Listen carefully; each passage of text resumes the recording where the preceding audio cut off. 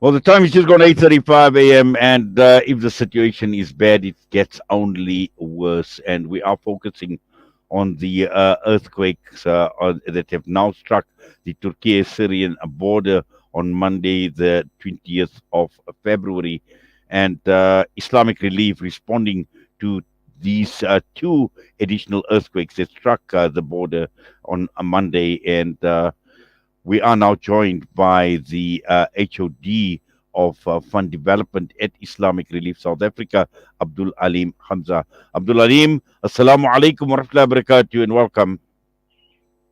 Wa alaikum salam wa rahmatullahi ta'ala wa barakatuh to yourself, Brother Inayat, and the listeners of Salam Media. It's wonderful to be speaking to you on this Thursday morning, alhamdulillah. Yes, Alhamdulillah. Now, Abdul Aleem, by now, most of our listeners would have heard about the 6.3 and the 5.8 magnitude earthquakes that struck Turkey's southern province of Hatay and also northern Syria on Monday night. Now, what does this latest devastation mean for the people in these regions? Bismillah ar-Rahman ar-Rahim. All praise and thanks is due to Allah subhanahu wa ta'ala. Salutations on the all beloved Nabi Muhammad sallallahu alayhi wa sallam. Brother Inayat, how to begin to explain the feeling and the emotion of people who has gone through a devastating earthquake just about 2 weeks ago. How do we begin to explain the aftershocks that happened and the aftermath that has happened with regards to that, and to face what has happened on Monday? How do we begin to explain what goes through the psyche and the mindset of these individuals, the trauma that they are facing, the fear that's within their hearts, the loss, the grief that they have experienced? Although the shake on Monday past was only but a few seconds, the previous one was maybe a half a minute longer than that. But the reality was the devastation still happened. And what has been facing, we know that about 6 people now have lost their lives based on the last, shakes that happened, the earthquakes that happened. But it's still a state of emergency. And I want our listeners into vision this. The media is starting to retract. The media is starting to withdraw. The information that is coming out from the media is, and I take my hat off to media like Salam Media, who is keeping the community abreast and informed about what's happening. But when you talk about mainstream media, they are almost taking a step back, and they are reporting less and less, creating the mindset of individuals like ourselves that things are getting better on the ground. But subhanAllah, the challenges on the ground are so much vast. When the people are facing sub-zero temperatures, when people don't have anywhere to go, when people have lost family members, they find themselves disillusioned, they find themselves destitute, they find themselves in a state of flux based on what has happened. And when we're looking at these things, we ask ourselves the question, what is our situation like? But before we get to asking that question, answering that question, let's take a step back. So these people are facing these challenges. Can we imagine what has gone through their mind when this shake happened on Monday past? They thought, subhanAllah, this is a repeat of the same. This is a repetition of what happened 2 weeks prior to this.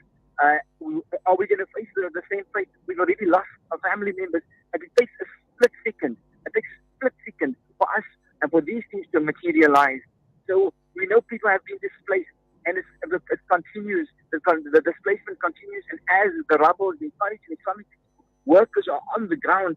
And I want to say that we have been on the ground from day one, alhamdulillah, and we have been working on the ground. And our emergency workers, together with our volunteers, are making it possible. They're going through the rubble. They are working and making sure they are trying to get as many, sometimes it's belongings that people have.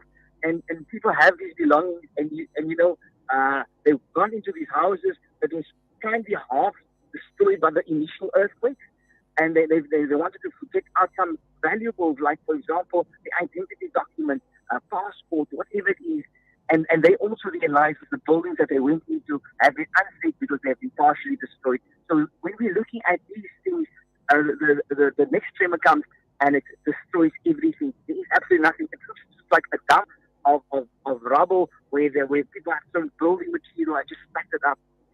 And so, whilst we will know what is happening, and if we're not in the rebuild phase of this situation right now, we are still in the emergency. So the people are still in need of blankets. The people are still in need of food. They're still in need of shelter. They're still in need of medical supplies. And our question we need to ask us, how are we going to respond to this? Are we going to sit back and wait? And I want to say to the listeners, think about this very carefully. Allah subhanahu wa ta'ala is not only testing those people in Turkey and Syria, but He's testing us in this part of the world. But Allah subhanahu wa ta'ala, we know that 2.5% of our wealth, and obviously there's rules around it, is zakatable. We need to pay zakat. That's the amount of zakat. But Allah subhanahu wa ta'ala doesn't test us with our zakat, because our zakat is like our salah, which is a faith, which is incumbent upon us. And Allah subhanahu wa ta'ala is testing us to see what sadaqah will we be giving, what of our excess will we be giving. When we're making a nafil salah, it is a time when we have extra time, when we're making 2 rak'ah sunnah, when we're giving charity, and charity here being sadaqah and lillah, we are giving it for the sake and for the love of Allah subhanahu wa ta'ala, because we want to draw closer to Allah subhanahu wa ta'ala. We want to be like our prophet, our leader, our guide, and that is none other than Rasulullah sallallahu alayhi wa sallam. And so whilst we are trying to get to all those levels, we need to replicate what He's done. And we know we are just under a month away from the month of Ramadan, mashallah.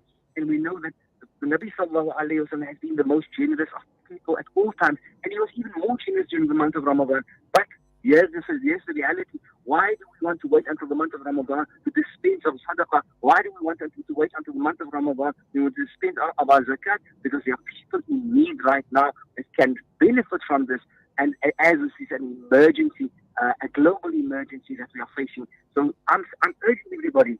You're looking at the stats. That over 50,000 people have lost their lives, subhanallah, in this. And it is still rising. And you know that the people in Syria have been on their knees for over 12 years. They've been facing conflict, and they've been on their knees. They've been crying out for assistance. And when this happens, how are we going to respond? We're looking at a community in Syria that has paid zakat about 13, 14 years ago. They are now the very same people that are zakatable. What is our situation with our Creator? Do we have any guarantees?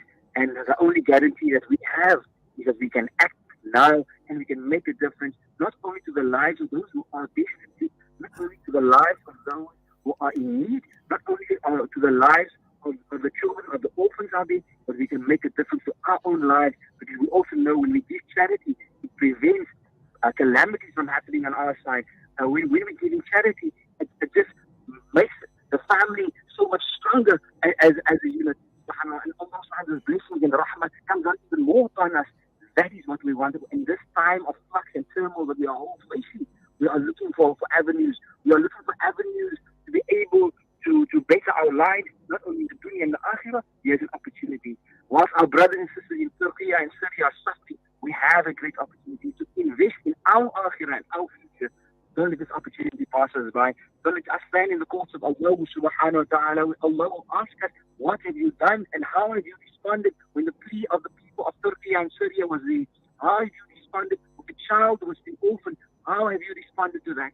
Let us not be of those who stand in those courts. Let us be able to answer those questions. Say, I have given 100 rand, I've given 1,000 rand, I've given 10,000 rand in sadaqah and lillah and zakat. I've paid what I needed to pay to make a difference to your creation, Ya Allah, to my brothers and my sisters. And that is a great opportunity that we sit with. And I'm saying to the listeners this morning, it's a great opportunity.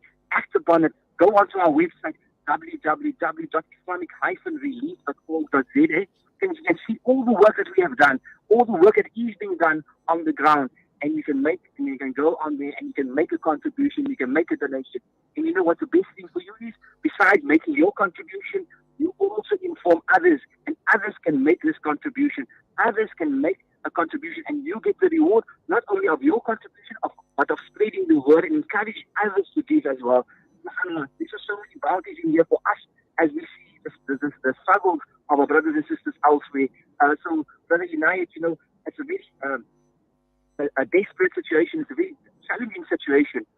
But in these challenges, Allah subhanahu wa ta'ala tests us that we can come out with flying colors as we prepare ourselves for this month of Ramadan, inshallah. Well, inshallah, I mean, Jazakallah khairan so much for that and the update. And just to remind our listeners and viewers this morning, their website, www.islamic-relief.org.za. You can connect with Islamic Relief South Africa on Facebook, Instagram, and also on LinkedIn. And yes, this is a worthy cause. And also looking at the statistics that are horrific. Estimated 40 million people have been affected, which is roughly two-thirds of this country's population, and that is the extent and the nature and the magnitude of the problem that organizations like Islamic Relief South Africa are dealing with and doing wonderful work.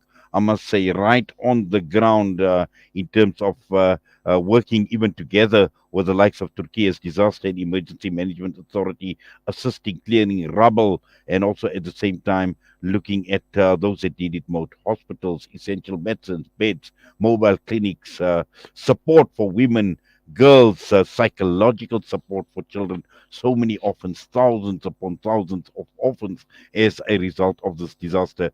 So, Abdul Aleem, inshallah, we make dua that our listeners, our viewers this morning are going to dig deep in their pockets and heed your call and respond as a Muslim Ummah should respond to this disaster. But for now, Jazakallah for your time. Once again, Assalamu alaikum wa rahmatullahi wa barakatuh. وعليكم السلام ورحمة الله تعالى وبركاته. Abdul Halim Hamza, HOD Fund Development at Islamic Relief South Africa this morning. A quick break. We come back. We'll be joined by Mohammed Batman Ismail from Etiquini Secure.